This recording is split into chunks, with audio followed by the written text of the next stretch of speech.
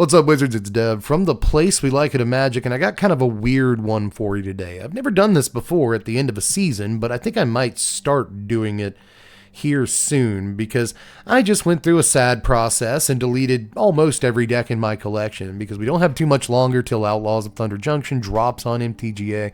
I think it's this coming Tuesday if I'm not mistaken, so just a few more days to play the current format, and I wanted to go ahead and get my deck space ready. That said, I did keep 10 decks. I actually kept 12 decks. That's because 2 of them are very good and I don't want to delete them and they do work and all that stuff. But I did keep 10 decks that I had the most fun with over the course of this season, and I figured that, we'd kind of send off this season by going over the decks that I thought were not necessarily the best, although a lot of these were fun because I was successful with them, but also just, kind of the decks that I thought were the most fun to actually queue up with, whether ladder or just play. So let's go through these real quick. I'm not going to look at World Souls Rage or Try Hard Control down here because those are just kind of normal meta, like net decks that I sometimes go on the ladder with, or sometimes if I need to get a couple of dailies, I use those, right? But for the most part, I don't play with Rage or Control very often. But every other deck on screen, I played a ton of fun games with, and I want to kind of go over real quick, starting down here with Warriors. This is a deck I only really talked about on Twitter this year, but if you're going to play like a typo deck in Standard, I think that this is actually a pretty good choice, like kind of surprisingly.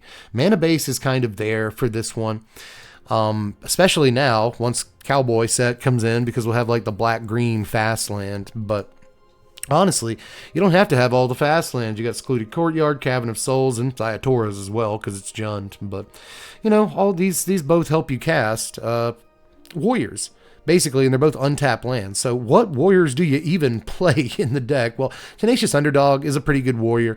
Kyrion Beastcaller is an okay Warrior, especially in a deck with like 28 or 26 creatures. And then things get a little bit wonky. Like Voldaren Thrillseeker is a great Warrior, and it's actually maybe the best card in the entire deck. Flinging some of our bigger warriors is amazing, but there's also Sentinel and Nameless City, just a 2 of in this deck. And then 4, Crew Captain. That's a pretty wonky card right there, but it's actually really, really sweet. Comes in with haste, swings for 4, and has Indestructible the turn it comes into play. So almost always swings uncontested, especially if you're, on the play in that game. But I wouldn't mind switching the numbers of Sentinel and Crew Captain, but Crew Captain's been surprisingly decent on turn 3, and then Zayatora's Envoy can come down on turn 4 and not attack yet, but on turn 5 it can blitz in and sometimes draw you that card. It's almost always going to get you a card. So, and when I say card, I mean like a free spell. So it's actually a really sweet creature for 4 mana, 5 power, trample. Those are really good stats. Later on in the game, you've got stuff like Gix's Command. Right, Virtue if you get there for 7 mana, but as a removal spell, we have this and Gix's and Go for the Throat and Cut Down and even Voldaren Thrillseeker are all technically removal spells. So deck gets to blow stuff off the other side of the table and attack with relatively big creatures that cost relatively little to cast. So if you haven't tried Warriors yet, this is one of the spicier builds I'm going to show you today. Gix's Command is busted in this deck, by the way. All of our creatures have 3 power. All of our creatures, and I guess Kyrion Beastcaller doesn't, but if we play even one creature, right? If we back up Voldaren Thrillseeker with itself, or we give its own ability to itself, it'll have 3 power. So all of our creatures have the ability to have 3 power, right? So the first ability on Gix's Command will never, or the first sweeper ability will never really blow us out too hard. So just a really cool deck. Try it out if you've got all the cards for it. I wouldn't recommend going and crafting Zayatora's Envoy and Rada's Firebrand. You don't have them yet, but really cool deck. Maybe we'll get some good Warriors in the next couple of sets, or at least in Outlaws.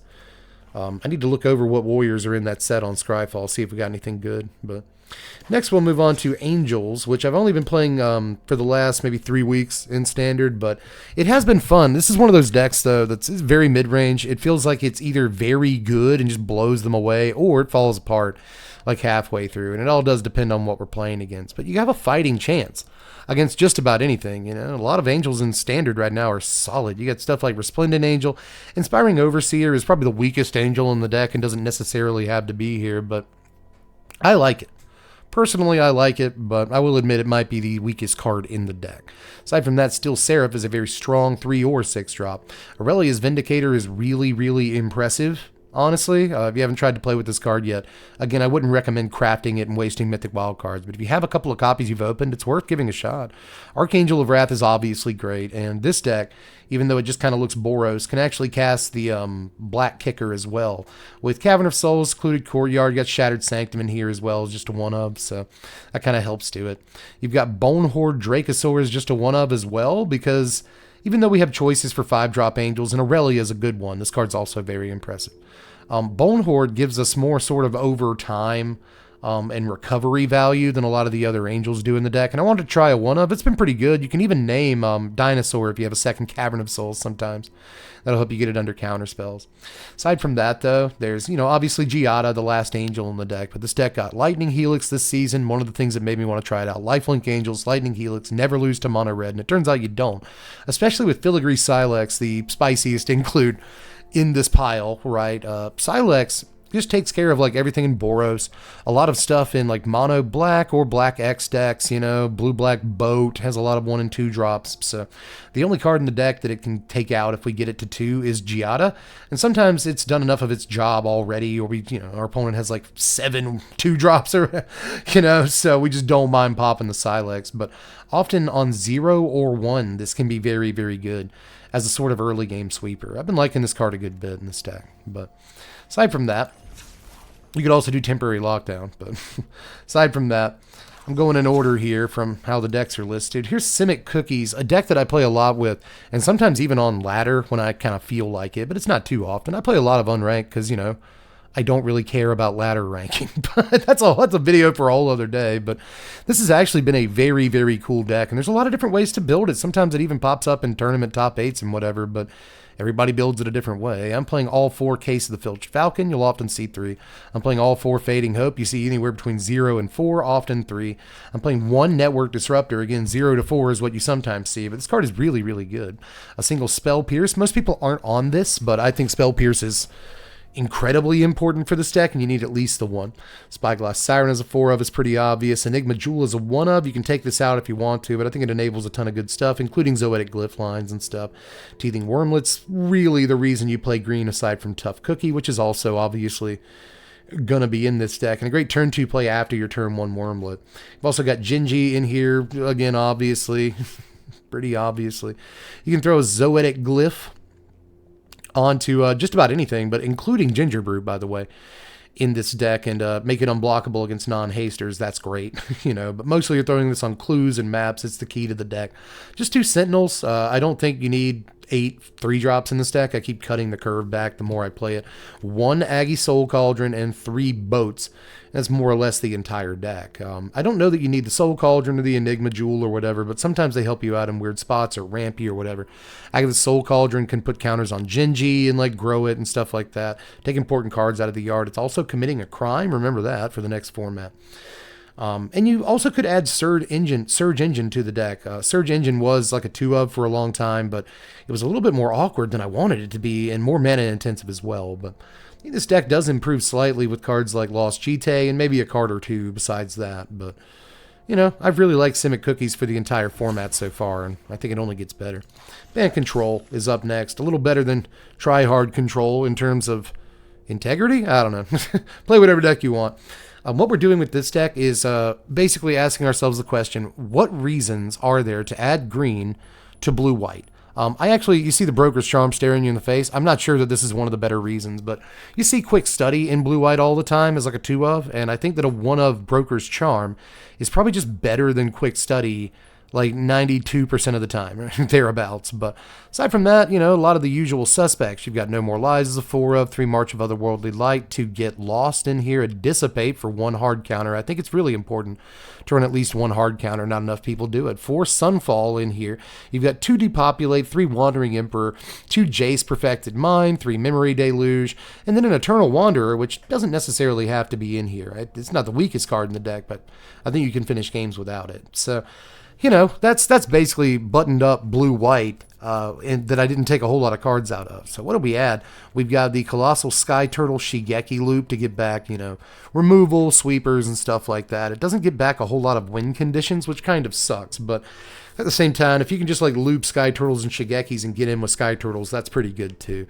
Aside from that, though, We've got Nissa as a one-of in this deck. This card's unbelievable. Like, once it actually hits the table, first of all, the ability to just -1 destroy an artifact or enchantment is fantastic, especially in a control deck. You know, it's a good angle to have. But when left uncontested, this runs away with games really fast because it makes like 6, 6, 7, 7, 8, 8, 9, 9, 10, 10. Like, it just goes crazy if your opponent can't actually answer it. So if you catch them in a spot where, first of all, you have mana open and can like no more lies, whatever they try to do, or dissipate whatever they try to do, then like Nissa takes you a long way towards winning the game. I think there's probably better win conditions for a control deck than Nissa, but once it's on the table, man, it's kind of hard to be able to tell that, you know. But the real reason to add green to the deck is Up the Beanstalk. This will proc off of March of Otherworldly Light some of the time, but it also procs off of all 4 copies of Sunfall, late copies of Memory Deluge cast out of our yard, I believe, yes.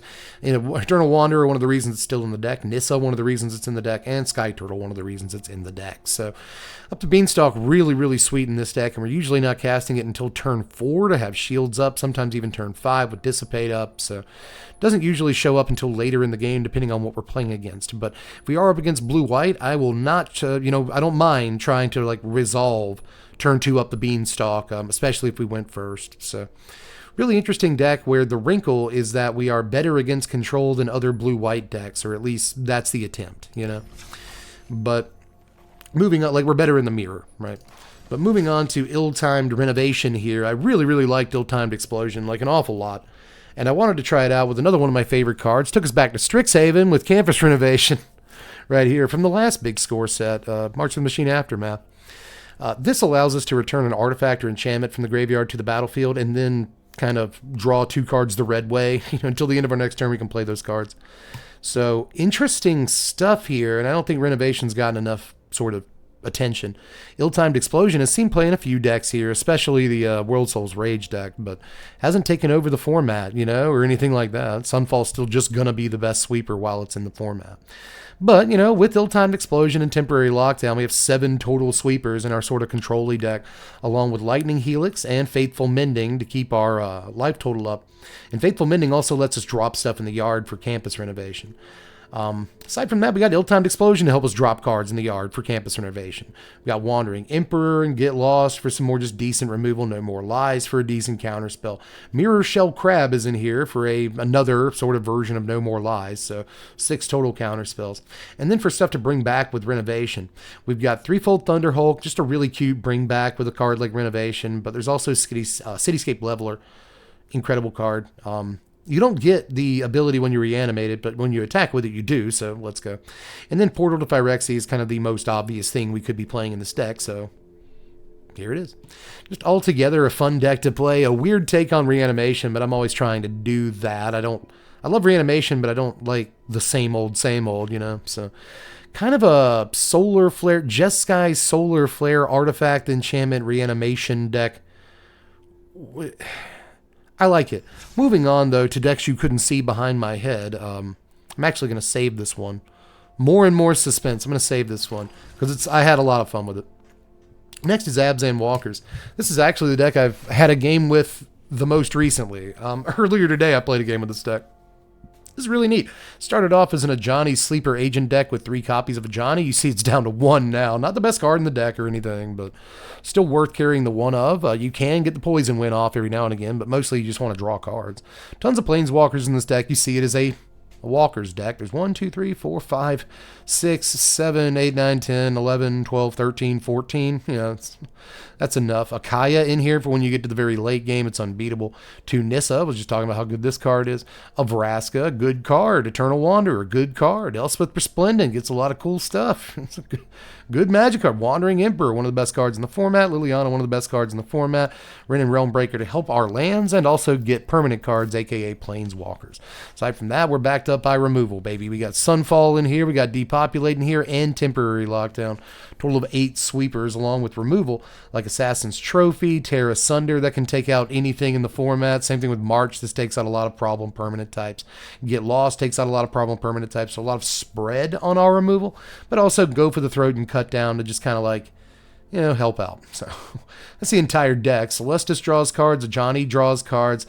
Elspeth kind of draws cards by putting them onto the table. Vraska draws cards. Kaya draws cards. Ashiok does stuff. So, Once we get to the late-ish game, we're just dropping bomb, planeswalker after bomb, planeswalker, and they are one of the harder permanent types to deal with in current standard. So try this deck out. Again, removes just about any permanent type they can think of, and does suffer a bit against control, but as long as you can get to the late game and just like drop, drop, drop, drop, eventually they run out of counterspells, so it can be decent against those too. But we're going to move on to a kind of similar deck. Why not? We've actually looked at 2 similar decks to this. Let's smash them together and make them kiss. Another Up the Beanstalk deck. This one Golgari Beans. It says it's green, white, black, but that's just because we carry a plains to cast the Path of Peril when we want to. The plains can be gotten by the Topiary Stomper. We can also generate white mana off this Celestus, a card that I really, really like. I'm going to hate when it rotates, but this is kind of just a Golgari deck like you're used to, right? Go for the throat, cut down, Path of Peril some of the time in those decks. It's got a copy of Glissa in here. We've got Terra Sunder and Sheoldred's Edict. Sometimes you see those. Sheoldred, everyone knows. Anaklazats, you see those in these decks all the time, but in virtue of persistence. So again, kind of a straight up and down mono black splash green deck with Golgari stuff. No Mosswood Dread Knight. Probably should be in here, but it's not, because we want to prioritize playing expensive cards. See, we've got this Up the Beanstalk in this deck too, so we want to play 2 Nissa. If you can tell, I really, really like this card a lot this season. It's in like a bunch of decks. And then Phyrexian Fleshgorger can come down on turn 3 and be really, really good, but also draw us a card off Beanstalk and be a ridiculous threat. Stormkeld Vanguard, spiciest card in this entire deck. Let me move my dumb head so you can see what this actually does, because you probably don't know what it does. Nobody plays with it. It's a 6 mana, 6/7 that can't be blocked by creatures power 2 or less. And that's actually pretty good and draws you a card off Beanstalk late in the game. That's awesome. But it's also just a sorcery speed naturalize, and that is crazy. That is so good a lot of the time. Like, along with Terra Sunder and Assassin's Trophy, this deck too has a fair amount of removal. Not as much as the last one, but a fair amount of removal that can hit a bunch of different targets. And I've just been really impressed by this card in this deck. And I'm only still running the one, but it's a card that I really, really like. So I want to introduce you to it. But aside from that, you know, the deck is, again, pretty buttoned down. We're just trying to, like, remove stuff in the early game, keep the board clear with Path and Deadly Cover Up, and then hit them with the old Sheoldred, Nissa, you know, Phyrexian Fleshgorger, Stormkeld. They kill one of our guys, we can Takenuma it back and get it, you know. So it's just kind of one of those basic mid-range decks that kind of ramps with Topiary Stomper into the big Planeswalkers or whatever. So I've been having a lot of fun with this. Just Up the Beanstalk and Nissa are... just put them into my veins. We also have, by the way, March of Wretched Sorrow in here for the Up the Beanstalk. I should mention that as well, because you can proc it off of Up the Beanstalk. But last 2 decks I want to talk about today.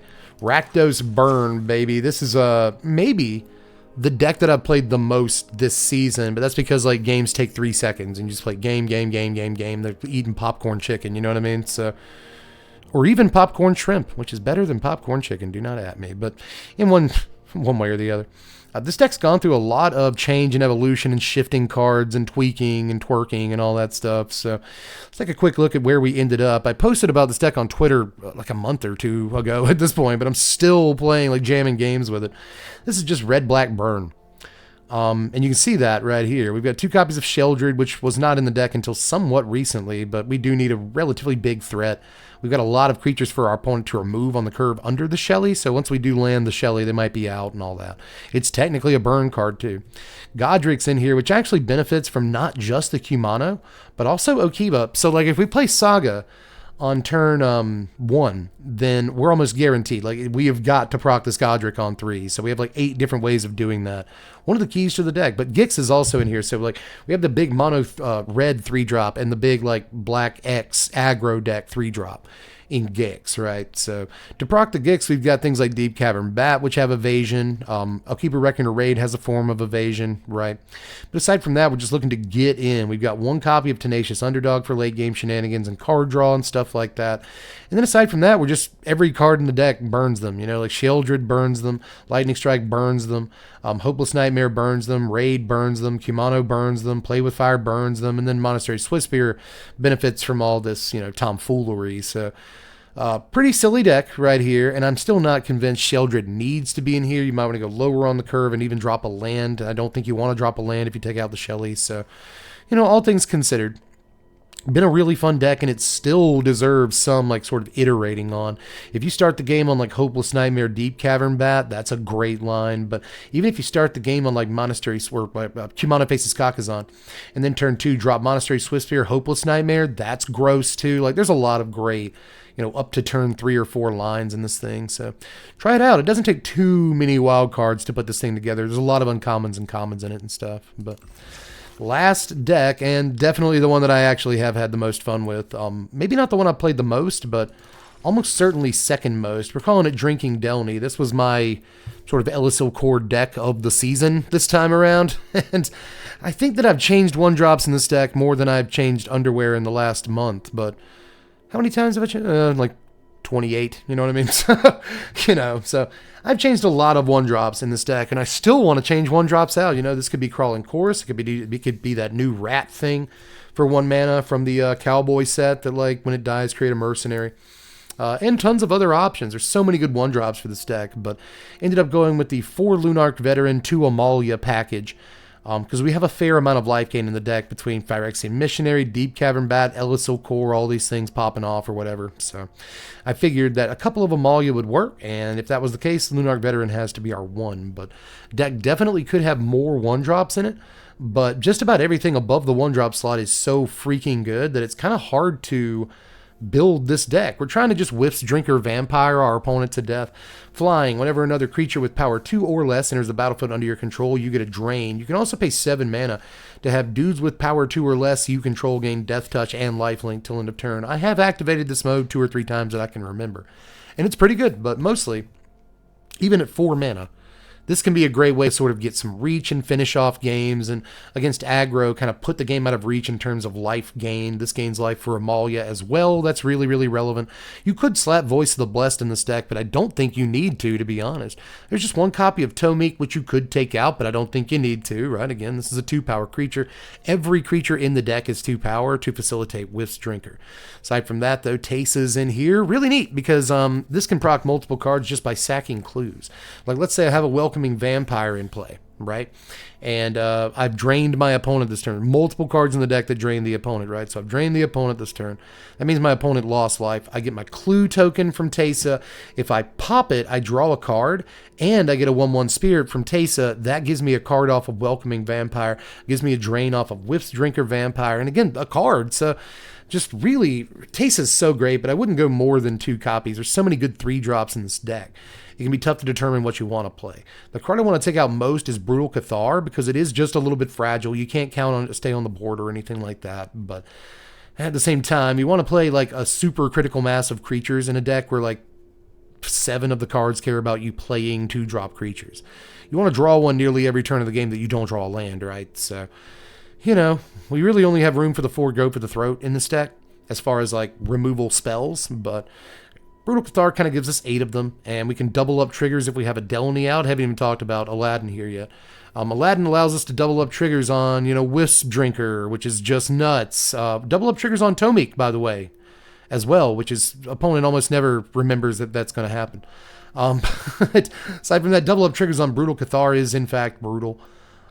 Deep Cavern Bat triggers, double Amalia triggers, Ellysil Core triggers, Lunarch Veteran triggers. So just a couple of copies of Delny in the deck. I don't want to draw too many. In some games, you don't even have to draw any, but at the same time, a disgusting card, and keeps your dudes from being blocked by large men. So altogether, deck's not going to win every game, but there are lines where if you put the synergy together correctly and you often have to go first, then like you can do some great stuff in a game of Magic. And things like Phyrexian Missionary always help. Welcoming Vampire, drawing you cards always helps. Just really, really sweet deck that almost feels kind of Death and Taxes-y with stuff like Tomik and Teysa and Amalia, just like ping your opponent, nickel and dime them to death with stuff like that. And I love decks like this, which is probably why I'm calling it out as the deck I've had the most fun with. Oh, it's the Ellysil Core deck, Dev? What a surprise. But no, I really thought that Whiffs Drinker Vampire was going to be one of those things I tried once and just like hated forever, but pleasantly surprised, man. That's all I'm going to say. But anyway, that is all I've got for the 10 favorite decks that I played this season.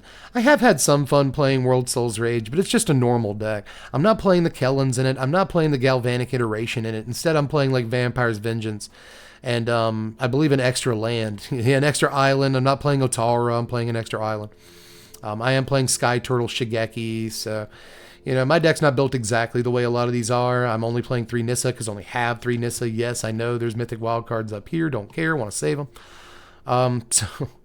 So I do have a lot of fun with this deck, but I gotta say, every time somebody drops like Riveteer's Overlook or Broker's Hideout on turn 1 against me, I roll my eyes, So I try not to play this so much, but it is a lot of fun. But anyway, that's all I got for this one, everybody. I will see you again very, very soon with a deck tech and maybe even some other content. But I guess that's all I got for this one. That is Allski Kowalski. I'm Deb from The Place. Thanks for watching, Wizards. Spread love and be kind.